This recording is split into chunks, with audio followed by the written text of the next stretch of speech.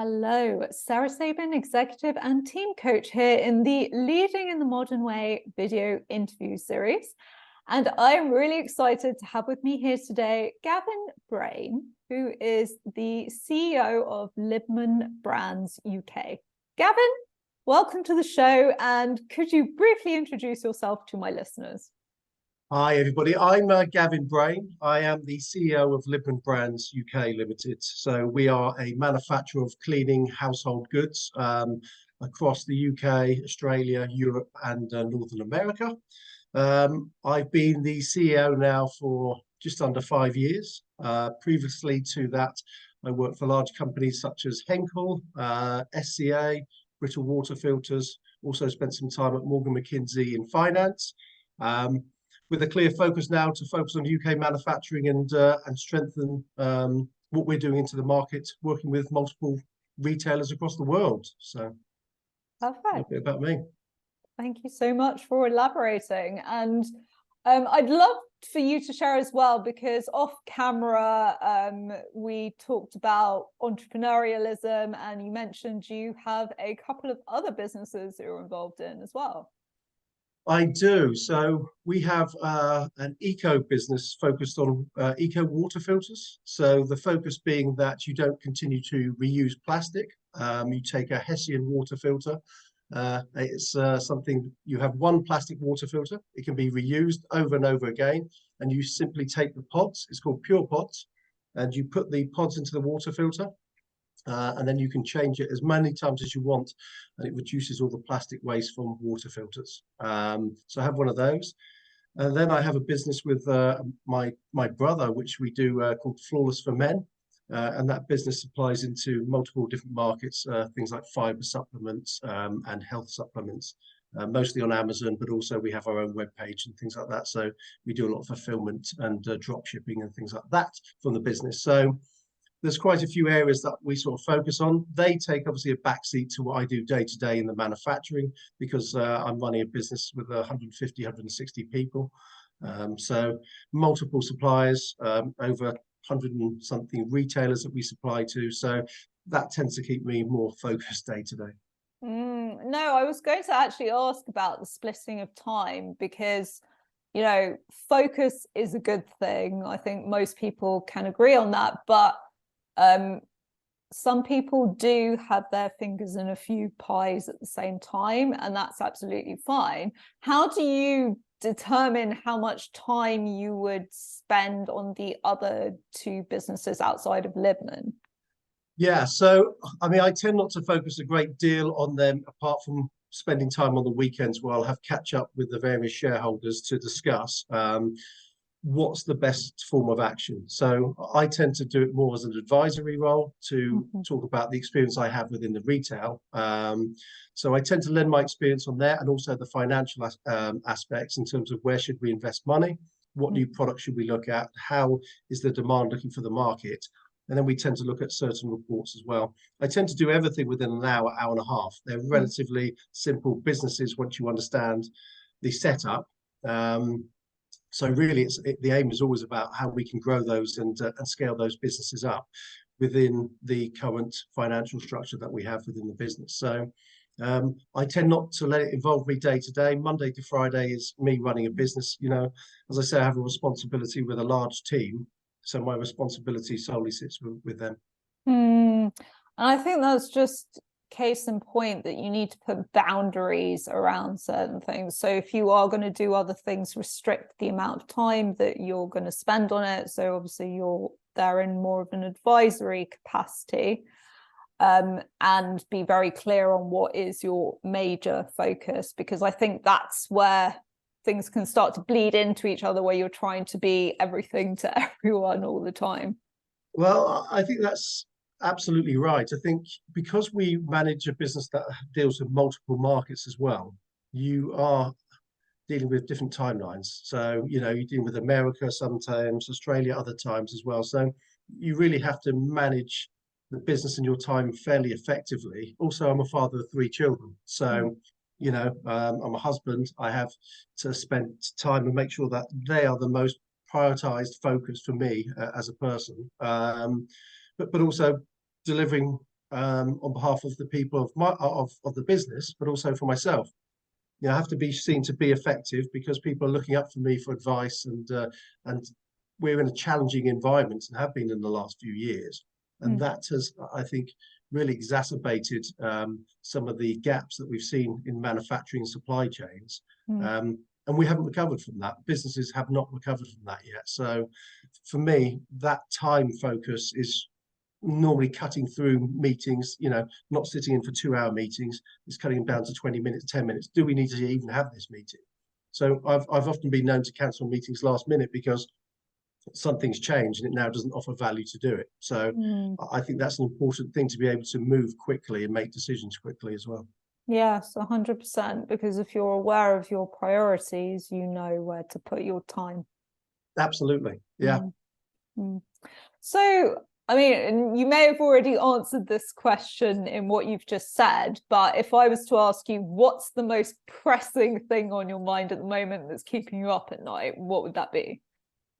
The most pressing thing for me at the moment is the markets and probably the political landscape, to be honest with you. So, the political landscape is not offering a great deal of stability in the moment. We don't have a great deal of stability in governments in terms of taxation, in terms of investment. The investment seems to go in very certain areas such as AI, robotics, technology. So manufacturing for me is a key output of a marketplace, and also it's a small business is a real focus, or should be, for the government, but there hasn't been a great deal of investment back into these areas. The taxation has changed a great deal, and we've become slightly more uncompetitive. And I think that is a real challenge for any business at the moment.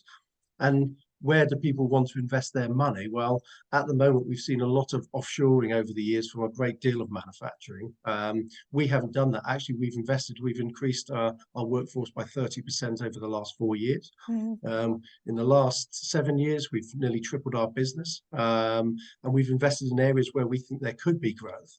But we've also challenged Chinese manufacturing, which is extremely difficult because of the cost of labor. So I would say the balance of landscape within the markets has changed phenomenally. We have seen also within the large corporates that we deal with as well, that they've changed their philosophy in terms of how they approach the markets, and they focus very much on the softer side instead of focusing on business. And I think that politicized area has had a big impact on most businesses, as well as where you put your money and invest in the future. And I really hear what you're saying around instability in kind of all areas, in looking at the world in general, looking at the government, looking at taxation, looking at the economy. I think the only thing that people can be certain of at the moment is that everything is uncertain and a bit unstable. And in those kind of periods, that's where leadership is made, because essentially it's what you do during the tough times that really determine your ultimate success. And, despite everything that you said, you mentioned that you've still tripled in the last, what was 7 years? 7 years. Yeah, well, we have, because I think the big thing about us is we're very entrepreneurial. So we don't work like a corporation. So I've worked with big corporates. They're cumbersome. They are led very much from the top, which is a huge mistake in any manufacturing, in any business, I believe. We give a great deal of autonomy back to our people. But we also hire critical thinkers, so people that won't expect to be told what to do. We need people to be experts in their area and to be focused on what they're really doing. I think when you've seen that from the large corporations, they've been very cumbersome. A lot of them have acquired their way out into growth. We've actually built it through building different products, looking at different areas, building things under the brand, and seeing how we can actually drive that brand to extend it into further areas. And all of those areas have really focused on us delivering growth. But also our customers, we have a policy where we will respond to every customer within 24 hours.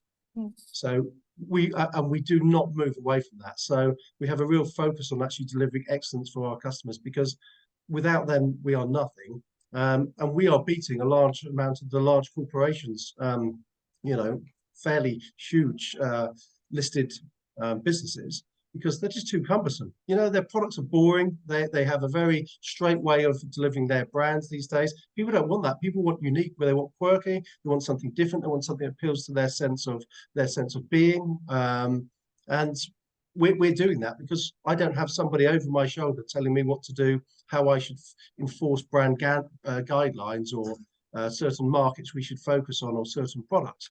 We deliver it from what we know the markets are looking for, and we have a great success rate in launching new products. And I'm hearing two things to summarize: agility and excellence in the delivery. Yeah, but also speed. And speed. So, I mean, the agility and speed points are incredibly difficult to do within a very entrenched corporate structure.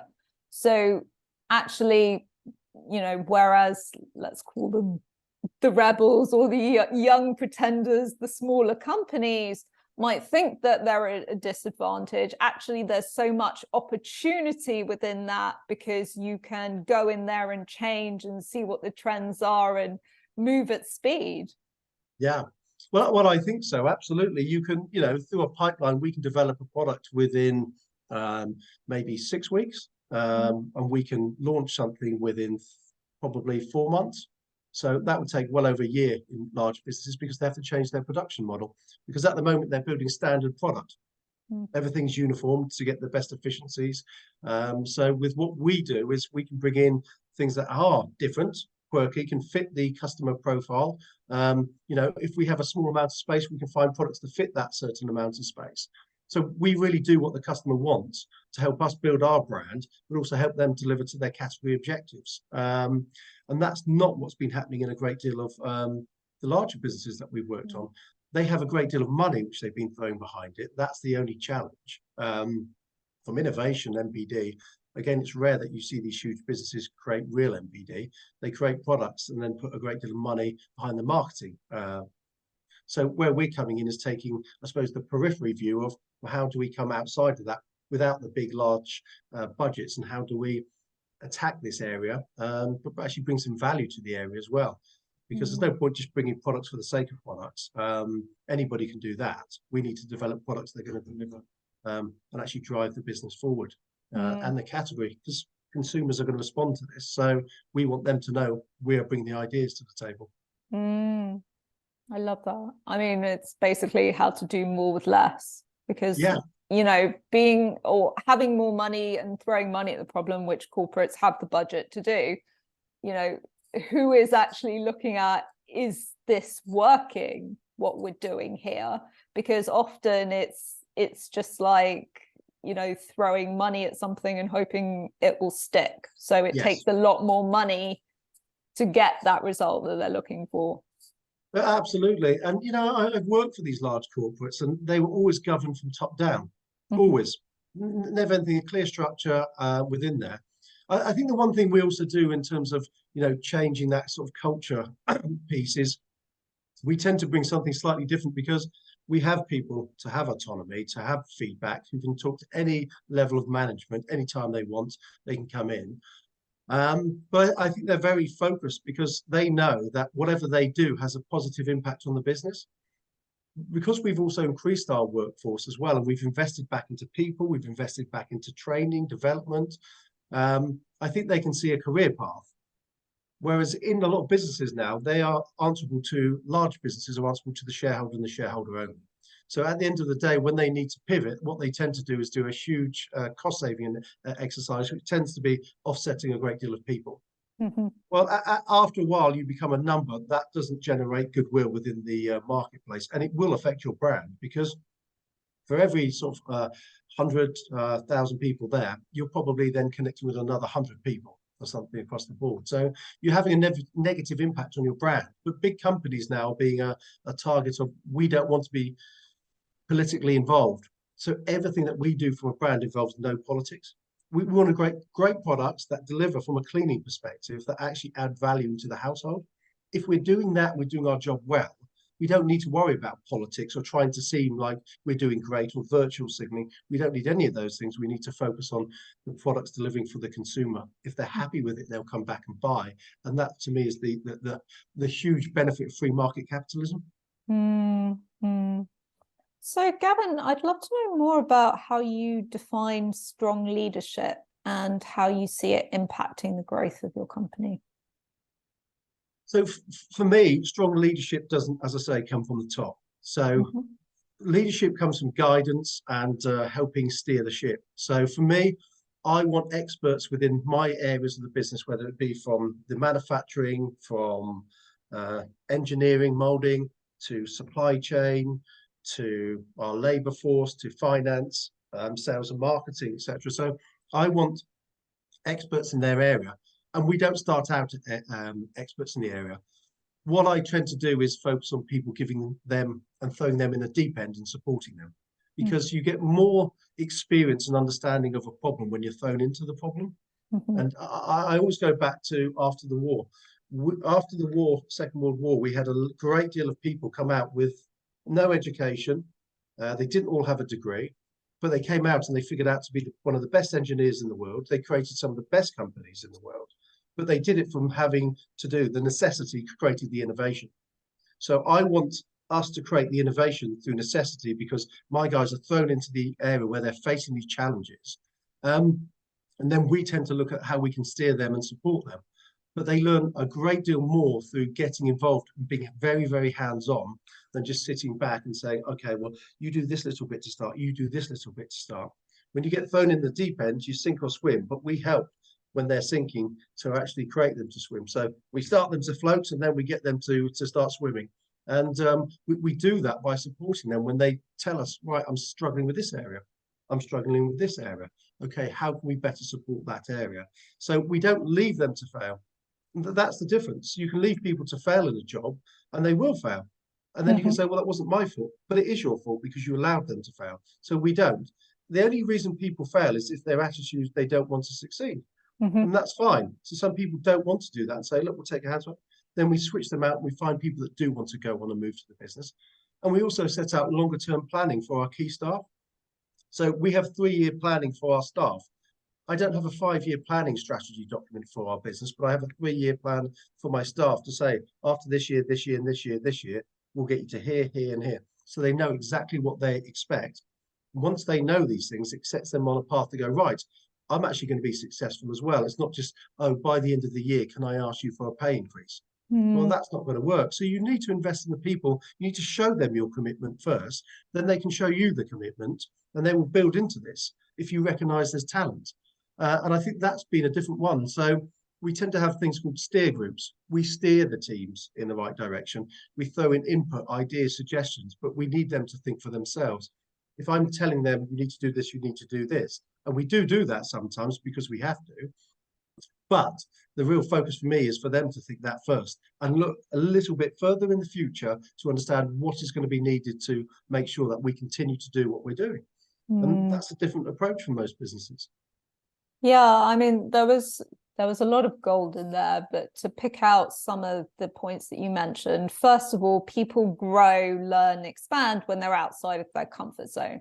So your reference to throwing people in the deep end and allowing them the space to swim is an important one, as well as offering that support as well, because there can be a situation where you don't allow your staff enough reins to be able to expand outside of their comfort zone, which is a problem. But then there's also the situation where you throw people in the deep end with no support. And as you say, then if you're complaining that they failed, well, part of that responsibility is on you. So it's constantly understanding what support do they need to be at their optimal performance level. And the other point that is really important here is to tie in the goals of your team with the goals of the company. So by helping the company to meet its goals, they're also getting closer to whatever their longer term plan is as well. Yes, no, absolutely. I think if you have a committed team with the people within the right area, I think they will work harder to help, I suppose, hit those objectives. Mm. I think what we've seen over the past is we had people within place before I took over where they were just getting salaried, and we had a high turnover of people leaving the business. And I'm talking about key management. This way, we've changed that. So their focus, they know now what they're going to get over the next 2-3 years. So therefore, they're motivated for the next 2-3 years. And by the end of that, before the end of that third year, we're focusing on the next 2 to 3 years if we want to keep those people and they're doing the job that we would expect. So there's never a question of those things. So therefore, you're all focused on not worrying about bonuses, this, and this. We're focused really about how we achieve, are we achieving for the company? And if we're achieving for the company and delivering those milestones, then those things don't need to be answered because you know it's going to be addressed in your next 2 to 3 years plan. Yeah, 100%. And I'd love to know more about how you've invested in yourself as a leader and what steps you take to grow and evolve. For me, I have an advisor, so a training advisor. So every week I sit down with my advisor every Friday. She also reports back into the my boss as well. So there's some interaction there because my boss also manages the family business in America, which is hundreds of millions of turnover across the USA.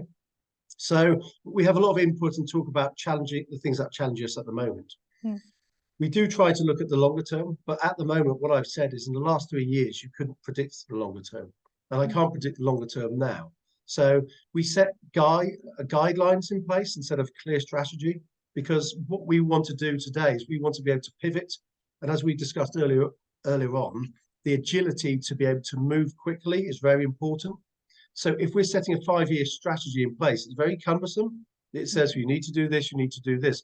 Well, that says that you're going to put all your investment in one area and you're going to be focusing on these key goals.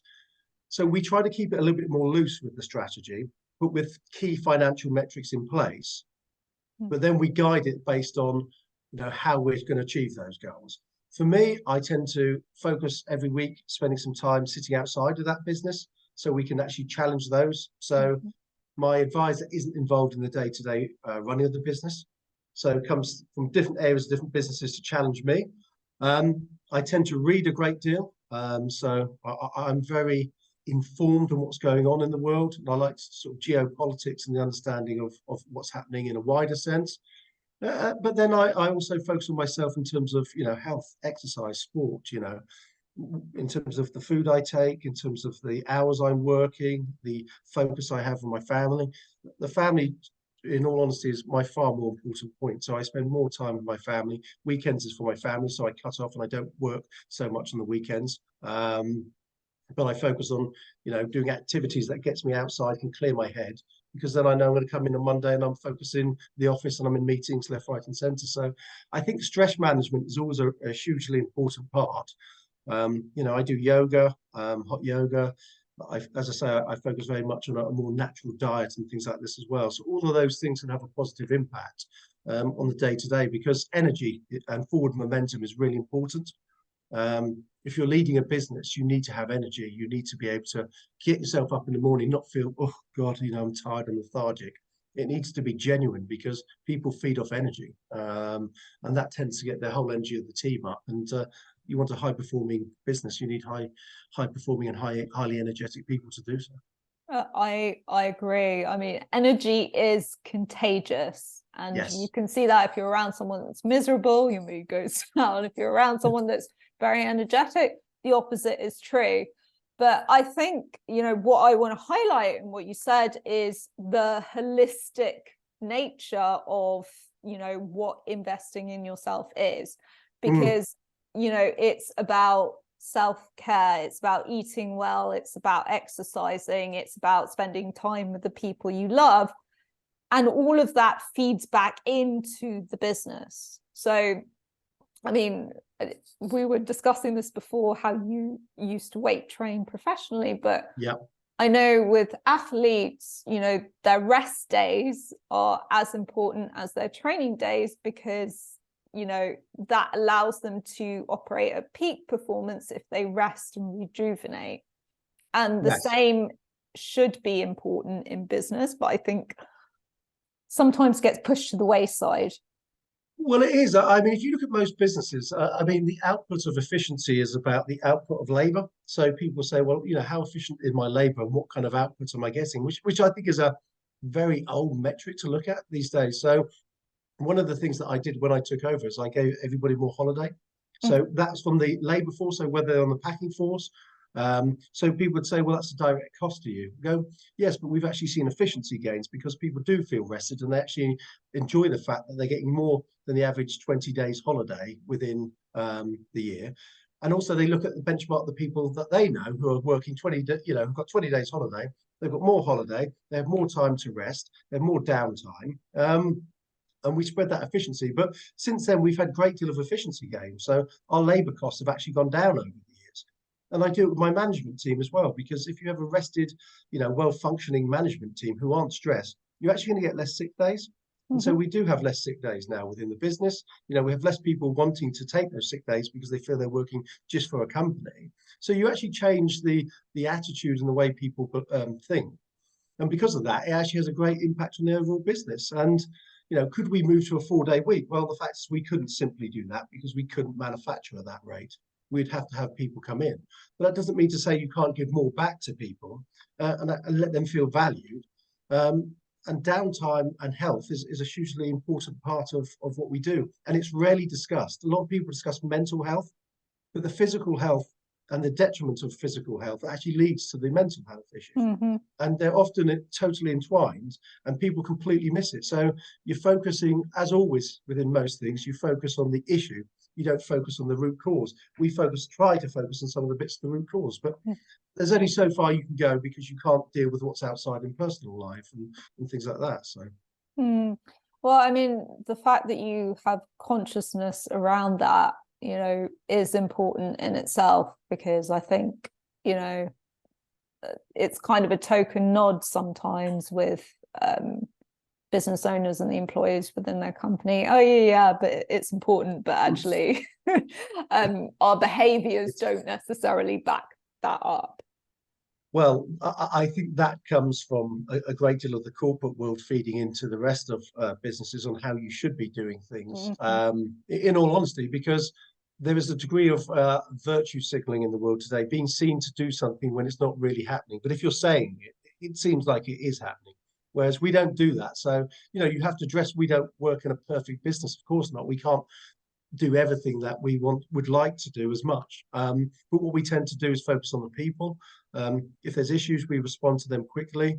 As I say, we do focus on giving them a bit more holiday. We try to give them more downtime.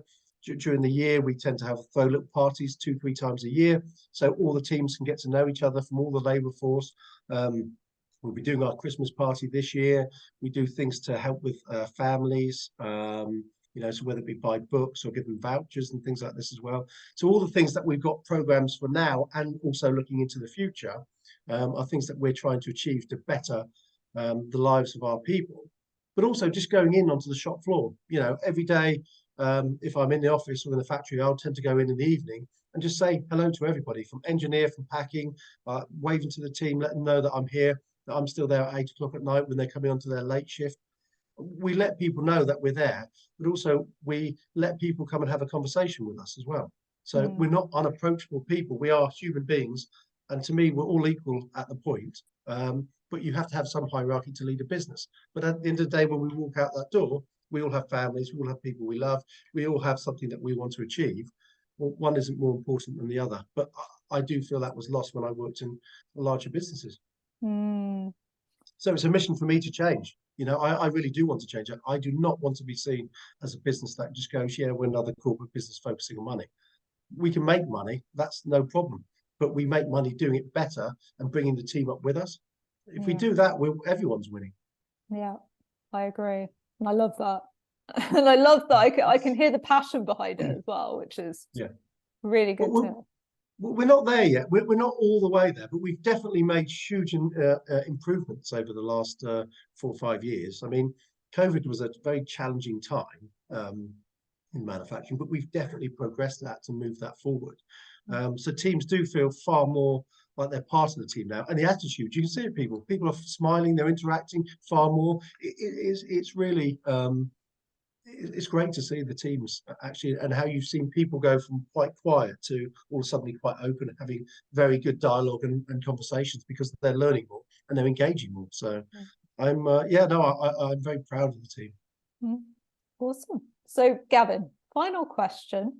If you could go back in time and give one piece of advice to your 20-year-old self, what would that be?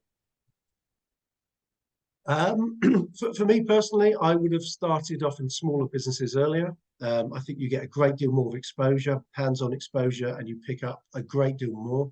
I think I would have had more confidence to go set up my business earlier as well from doing so, and setting up businesses to do so. I would have now, if I had to do the same thing again, I would have said not to work so many hours, go and spend more time with the family, focus on your health a great deal more. So it wasn't unusual to see me in the office sometimes till 1 o'clock in the morning. So, 10 o'clock at night, no problem, 1 o'clock in the morning sometimes over certain periods. So all of those things led to, I suppose, a hard life of stress, which wasn't functional for my health. It wasn't great for the team. I think I worked very hard to try to learn as much as I possibly could. But there's only so much you can learn in certain businesses. So for me, it was about gaining experience.